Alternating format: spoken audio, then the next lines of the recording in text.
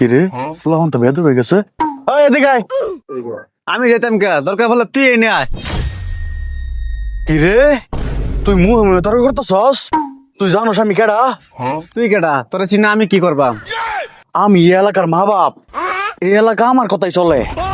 ও আচ্ছা আচ্ছা, এই কথা।